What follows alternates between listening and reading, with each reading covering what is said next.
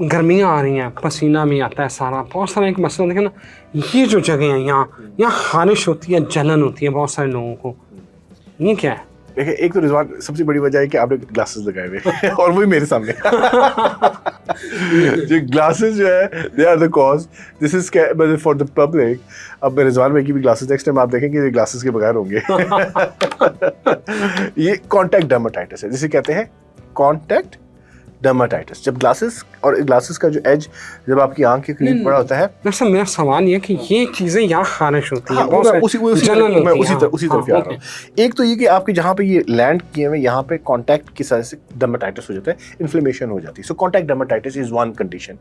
Second क्या होता है कि ये जो आपने जहाँ पे आपने हाथ लगाया है, ये एटमॉस्फेरिक चेंज होने की वजह से यहाँ पर एक बड़ा सेंसिटिव ऑर्गन होता है जिसे कहते हैं पिंगिकुला, हम अपनी जुबान में कहते हैं, बट आपके लिए छोटा सा देखो यहाँ पे गोल सा दाना सा बना हुआ कुदरती तौर पे, ये बहुत सेंसिटिव एरिया, अक्सर वैक्स जमा हो जाती है, ये बड़ा सेंसिटिव एरिया है। और क्या होता है जो पोलन एंड ऑल दैट जाने से पहले वो इस जगह से गुजर के जा रहे होते हैं। अगर वो आंख में रिएक्ट करेंगे, जब आप ऐसे ब्लिंक करेंगे तो वो सारे इकट्ठे होकर इधर ही पहुंचेंगे।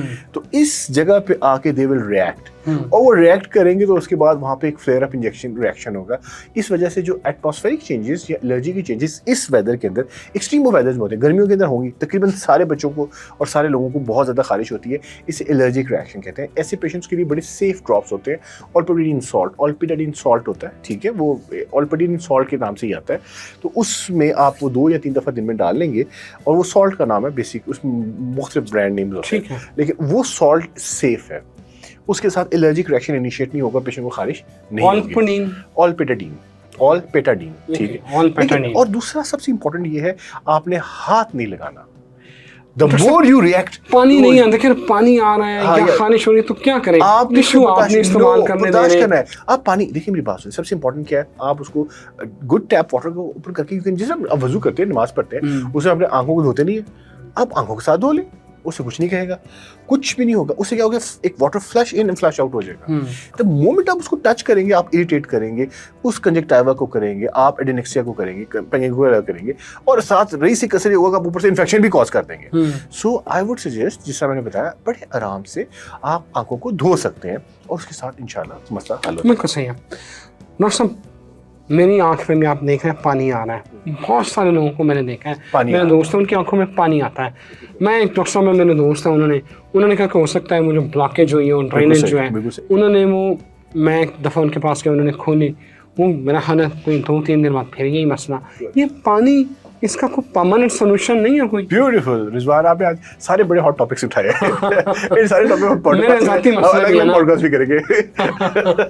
वैसे इन्होंने सारे मशवरे ले लिए मुझसे। मैं चाहता हूँ नाज़रीन जो हमारी ऑडियंस है वो भी जरा उनकी अवेयरनेस हो जाए। अच्छा, अब देखिए मेरी बात सुनिए, ये एक अल्लाह की तरफ से बनाया हुआ सिस्टम है, जिसमें एक लैक्रिमल पंप, एक कुदरती पंप बनाया है। आपको पता है ये जो जगह है ना नाज़रीन के लिए, ये लैक्रिमल पंप है, ऐसे कहते हैं। जब आप आंख बंद करते हैं तो ये ऑर्बिकुलरिस मसल जब ये कॉन्ट्रैक्ट करता है कि स्पर्स स्ट्रिंग की तरह, यहाँ पर एक पंप होता है, इसको पुश करता है और पानी सारे का सारा ड्रेन आउट कर देता है। देखिए ये आपकी आंख के अंदर, अगर कैमरामैन जो इसको, आपकी आंख के नीचे इस साइड के ऊपर एक बड़ा छोटा सा सुराख है, और दूसरी तरफ भी आपकी देखिए इस आंख के, इसके अंदर एक बहुत छोटा सा सुराख होता है। इधर दोनों आंखों के नीचे एक सुराख है और ऊपर भी सुराख है। तो ये 2 सुराख है, ऊपर और नीचे, और इन सुराख में पानी ड्रेन होता है, जिस तरह एक ड्रेनिंग चैनल होता है सर, नाली होती है ना, नाली का एक मुंह होता है जहाँ से अपना पानी नहीं गुजरना है, वो ड्रेनिंग चैनल पानी को कलेक्ट करता है इस सैक के अंदर। यहाँ पे एक सैक होता है, उस सैक से नीचे एक नेज़ोलैक्रिमल डक्ट कहते हैं, वो नीचे जाती है।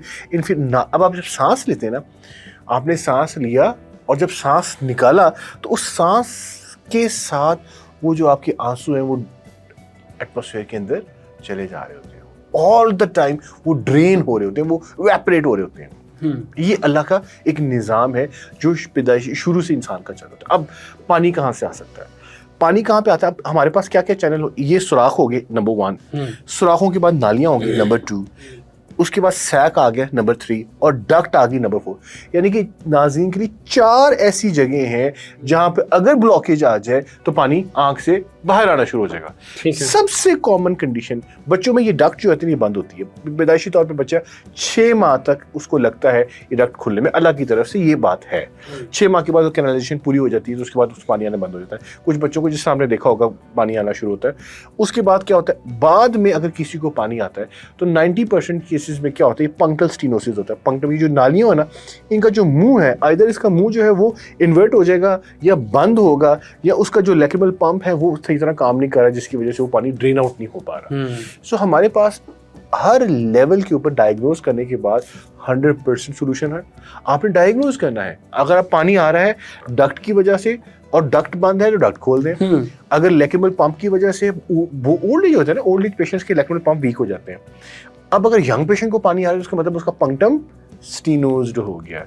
मतलब अगर आपको 4-5 दफ़ा आपने ड्रॉप्स डालते हैं, कोई खास ड्रॉप्स होते हैं, उसके साथ पंक्टल स्टीनोसिस होता है, उसमें हम स्टेंट डाल देते हैं। सिंपल एक पंक्टल स्टेंट होता है, जस्ट 5 मिनट का काम, बैठे बैठे इंसान के, कोई सर्जरी नहीं, कुछ भी नहीं, सिर्फ बैठे बैठे पेन की तरह आप इंसर्ट कर देते हैं और उसके साथ पानी आना बंद हो जाता है आपकी आंख के अंदर। और ये कोई पेनफुल कुछ भी नहीं, सिंपल आपने देखना है सामने और इस डक्ट को पेन की तरह पुश इन करके उसको अंदर आप निकाल, तो उससे कोई इरिटेशन वगैरह नहीं होती? वो आंख की डक्ट के अंदर जाके उसकी डक्ट का मुंह को ऐसे ओपन कर देता है, जिसमें कार्डिक स्टेंट्स होते हैं खून की नालियों को खोलने के लिए। इसी तरह वो जो पंक्टम होगा वो इस तरह बंद होगा, आप उसके अंदर जाके ऐसे स्टेंट इंसर्ट करेंगे, वो स्टेंट इस तरह करके मुंह खोल देगा अपना। ठीक है। तो यानी कि जो पानी स्टीनोसिस की वजह से वो नहीं निकल रहा, स्टेंट डालने के बाद वो ओपन रह जाएगा तो उसमें से ड्रेन होना शुरू हो जाएगा और पानी आना बंद हो जाएगा।